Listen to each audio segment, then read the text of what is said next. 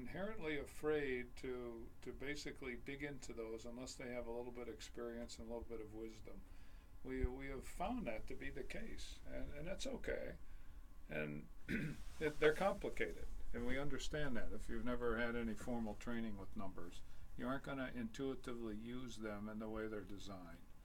So, but if you do, and if you master them, you're going to find success in ways that you never thought possible, just by understanding friggin' numbers. Friggin' numbers, that's right. So we talked about why this is important, and we referenced a nice warm fuzzy blanket on a cold winter's night and giving you some comfort, which numbers can do. And usually we find that this lack of using of them or knowledge of it doesn't necessarily stop people from doing stuff. They'll still do it. And we had a very recent example with a pretty new client of ours where they're looking to make what we were referring to it as a non-acquisition acquisition. And I'm sure some of you out there listening have been through this before. So what that might... A non-acquisition. Yeah, let me describe what that looks like. Acquisition. Okay, so in this case it looked like they were talking to a competitor for a little while. And this competitor was smaller, had a couple people, maybe one, I think one was full-time and one was part-time and a couple other part-time folks. So this competitor of theirs has been running the company for maybe 5, 6, 8 years, and he was at the point, like many owners get, where he was very good at the product or service. But what was driving him nuts was he was going during the course of the day, normal business hours, and doing the product or service part of it. Then he'd find himself in the evenings and at nights going through proposals to get out for new business, through billing, through numbers, and a bunch of other stuff that was driving him absolutely nuts, where he was working 16, 18-hour days, 7 days a week, and he was fed up with it. Getting very close to the break point. Right. So what they did is they made an offer to this guy, or talking about making an offer to this guy for employment. Bring him in at a salary. Yeah, this competitor had a number in mind. Hey, if I'm making salary of X, I'm in good shape, right? So they made an offer for him for a salary of X to bring on one of his other people as well. And for that, he would then turn his phone number over to them and shift the business to them. So they're describing it to us. We said, okay, it sounds like you're acquiring the company. Well, no, this guy wants to keep his company open still, just in case, Jack. Just in case something doesn't quite work out, right? But basically, he's agreeing to sign up and work for these folks. Every time the phone comes in now, it's going to be the new company, not his company. It's the company that he's going to work for, and the customers will all become customers of this new company that he's going to join. So we have a non-acquisition acquisition. I don't know how else to describe it, right? And they kind of giggle over everything mostly, but right. Not totally. So but they aren't taking on any of the debts or any of the other obligations like that. Again, it's like an asset purchase, and so our clients knew what we were talking about. When we use that phrase, they kind of giggle because they knew what we were talking about, right? Because it sounds, it's like most things, like if it sounds like it, smells like it, tastes like it's but right. It's not. In this case, it's not yet. So in any case, as we're talking about this, and between our bi-weekly discussion, they came back and they made an offer to this guy, and he agreed to come on board as did one of his people. And we had two owners here. We had two partners that we were talking to, and the one partner, he'd say with a smile, he kept saying, well, hey, I'm looking at, we've added an additional $10,000 a month in expenses. That's what he's thinking about, right? Okay, well, we know that with that $10,000 expenses a month comes another $20,000 or so in revenue or more. Okay, so it's not like they're just bringing people on board with also I'm draining the banks here. It's like, well, they're bringing stuff with them. In fact, this guy had things scheduled out that he's bringing over, and they're going to see how often the phone rings, right? But he couldn't get past he's thinking about, hey, I have additional expenses today. This comes back to our question: how do we know that you can bring somebody on? How do you know when it's time to hire somebody? Unless those revenues and expenses are forecasted. And forecasted, when we say that, we visualize a spreadsheet, some paper that lists these, and usually, ideally, by month, going out for 12 months or so. And this gives you a look at the whole company, the whole year. So you can plug in opportunities like this.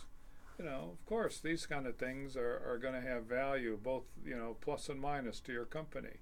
But if you have a good plan and it's on paper and it's got enough detail, you can say to yourself, okay, well, if I make this acquisition, non-acquisition, it's going to cost me here, and I can see in July I'm going to spend this, but hey, April, May, June, and I'm going to be getting revenue and beyond that too. So, hey, this makes great sense. Plus, I got somebody to complain to, another partner.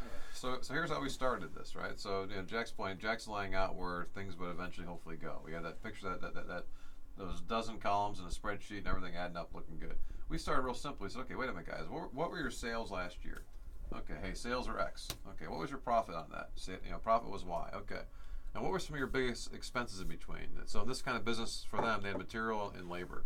Which I'm guessing for many of you listening, those are probably two big expenses. So from their standpoint, I think it was it 70%, Jack, something like that? Pretty, okay, pretty just those two like were 70%. Okay, so look, okay, what are we going to forecast our sales to be this year? Hey, if sales were X, last year, this year it's going to be what? Is it one? Is it 1.5 times X? Because you're going to grow and you're adding things on. Plus, you're now bolting on this non-acquisition acquisition. Okay, it's becoming part of the. Okay, so we started look at that. Okay, well, if we have a similar net profit margin we had last year, okay, that means our profit could be this. Okay, big picture. Okay, would that be an okay year for you guys? They both, yeah, of course, that'd be a great year. Okay, well, let's now put in if we have our expenses in this. And what was funny was when we put the labor number in, I think it was like 39 or 40% of their costs last year. So we put that on there just to use the numbers on, and they said, well, it seems a little bit high. When we said, hey, that dollar figure seems high, it's probably gonna be lower. I said, okay, wait a minute. Better. Yeah. So so just starting from a big picture standpoint, so we spent half an hour going through this on a whiteboard. We didn't get into spreadsheets, guys. We started with a whiteboard or flip charts to kind of get it out. Let's get out and start talking about it. We then asked them to go now add some detail to this, but literally start there, big picture with the biggest numbers, sales, and some of the biggest expenses and the profit. Here's where we'd like to kind of go with this thing. Now we know we have this opportunity as coaches, and if we're talking to a client that's been around for 5 years or more, and they don't have the numbers in order, where they're running a company by the numbers, and we say, okay, well, let's start with forecasting your sales. And they'll say, how in the world can I forecast my sales? I don't know what's coming down the line here. How can I do that? Well, look, let's quit arguing here. We'll forecast your sales, and I'll bet you $100 we'll be 80% correct, because we can look at your past history, and we can 80% correct. You've been around. We can get a good sense of your company. We can project your sales to 80%.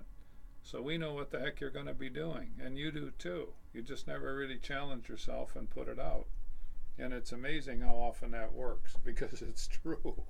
And it's very projectable. A small business revenue for a company that's been around for a while is very doable, to tolerances where you can put something together to manage your company. Yeah, it becomes doable because often the hardest thing to forecast is that top line or the sales. And if you've had customers over time, which a startup doesn't have, a startup's guessing at what they think sales are going to be. Startups are so tough, right? So tough. And usually the expense side you can project pretty well. You know what you have from an employee standpoint, payroll, from utilities, rent, insurance. You've been spending it for 5 years or but whatever. That sales piece, and the reason Jack's saying 80, usually he's a little more aggressive than 80, but he's being conservative, saying 80%. So if 80% is the number, well, okay. I may not know that it's customer A versus customer B, but we know that you're going to have sales of a certain amount coming in just because you've been doing it for a while, without huge changes going on in your industry that are going to impact that. So being able to see that and take comfort in knowing, okay, yeah, gee, this year would be a good year to be able to add this or add that, or hey, we got to reduce costs down because we're gonna lose profit for this, or we can make an investment. What it might be, you can start to kind of see and talk through. And it takes a lot of the emotions. Again, most people don't want to. They'd rather be in the spot. Well, hey, I don't have to spend any more money. I'll still make more money. Well, who wouldn't want to do that, right? But the chance of not having to spend money to make some money is very, very, very, very small. I'll come back to the word daunting. Once you get into it with a little bit of guidance, it really isn't daunting. It's very doable and surprisingly very accurate. It's not a game of perfect. No. It's a game of laying out where you're going with your company, and my God, you got all the detail available to do it. Well, it shouldn't be daunting now. It was daunting 20 minutes ago when we first started getting into some of these details, Jack. I think right now that's where we're trying to break it down. Here's how you kind of get started. It's all those how and why questions that were. Yeah. We haven't asked one for a while. Because we're using the same one. We're digging into it now in terms of what the detail looks like. And getting those first steps down help to take something that seems like a mountain, seems very daunting, and it makes it very, very doable. And so if you can't or you don't know what your sales were last year, your profits were last year, you should figure those things out. So just those two numbers. That's it. That's That's all okay. you need. Now what do I think sales will be this year? Start that process. And you will surprise yourself how well you can do this. You got to keep track of the numbers, and you have to put the time involved in it, and it's very doable. And we strongly suggest that every small business owner be doing this. It gives you tremendous comfort. And so we'll wrap this up when we come back here after our last break here to talk a little bit more about it.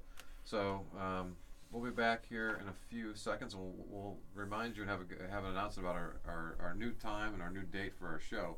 But stay tuned. We'll be back shortly. I'm Adam Sunhalter. And I'm Jack Mancini with Maximum Value Partners. We're business coaches, and we can help you, small business owner, get unstuck from a state of how. Stay tuned.